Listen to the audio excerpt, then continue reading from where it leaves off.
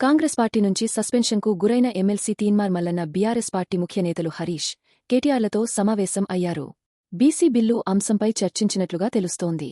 BC బిల్లుపై పోరాటం చేయాలని, బీసీలకు న్యాయం జరిగే విధంగా కొట్లాడాలని మల్లన్న కోరినట్లుగా తెలుస్తోంది. బీసీ కులగణన తప్పుల తడక అని ఆరోపించడమే కాకుండా ఆ నివేదికను చించేయడంతో మల్లన్నను కాంగ్రెస్ పార్టీ సస్పెండ్ చేసింది. ఆ తర్వాత ఆయన రేవంత్ రెడ్డిపై తీవ్ర విమర్శలు చేశారు. ఈ క్రమంలో ఆయన కేటీఆర్, హరీష్లతో చర్చలు జరపడం ఆసక్తికరంగా మారింది. బీఆర్ఎస్ అధికారంలో ఉన్నప్పుడు తీన్మార్ మల్లన్న బీఆర్ఎస్ నేతలపై తీవ్ర విమర్శలు చేసేవారు. ఓ సందర్భంగా కేటీఆర్ కుటుంబ సభ్యులపై కూడా వ్యాఖ్యలు చేయడంతో ఆయనపై కేసులు పెట్టారు. బీఆర్ఎస్ హయాంలో ఆయనకు చెందిన క్యూ న్యూస్ ఆఫీసులపై చాలాసార్లు దాడులు జరిగాయి. పలుమార్లు జైలుకు వెళ్లారు. అయితే ఇప్పుడు బీఆర్ఎస్ పార్టీ విపక్షంలో ఉండటం బీసీ బిల్లు కోసం ఆ పార్టీతో కలిసి పోరాటం చేయాలని నిర్ణయించుకున్నట్లుగా తెలుస్తోంది.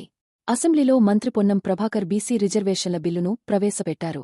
ఈ బిల్లుకు బీఆర్ఎస్ కూడా మద్దతు తెలిపింది. అయితే చట్టబద్ధంగా రిజర్వేషన్లు అమల్లోకి వచ్చినప్పుడు సంతోషిస్తామనని ఆ పార్టీ ఎమ్మెల్యే గంగుల కమలాకర్ స్పష్టం చేశారు. ఇప్పుడు బిల్లు ఆమోదం తర్వాత కేంద్రానికి పంపుతారు. కేంద్రం దాన్ని ఆమోదించి రాజ్యాంగంలోని 9వ షెడ్యూల్లో చేర్చాల్సి ఉంటుంది. అలా చేయాలంటే రాజ్యాంగ సవరణ చేయాలి. ఈ రిజర్వేషన్ల పెంపుతో 50% రిజర్వేషన్లు దాటిపోతాయి. అందుకే దీనికి చట్టబద్ధత కల్పించడం కేంద్రం చేతుల్లో ఉంటుంది. బీసీ బిల్లుకు కేంద్రం చట్టబద్ధత కల్పించేలా ఢిల్లీ వేదికగా ధర్నా చేయాలని తీన్మార్ మల్లన్న కూడా భావిస్తున్నారు. బీసీ సంఘాలతో కలిసి ఆయన ధర్నా చేయనున్నారు. తాము చేయబోయే ధర్నాకు మద్దతు ఇవ్వాల్సిందిగా తీన్మార్ మల్లన్న బీఆర్ఎస్ను కోరుతున్నారు.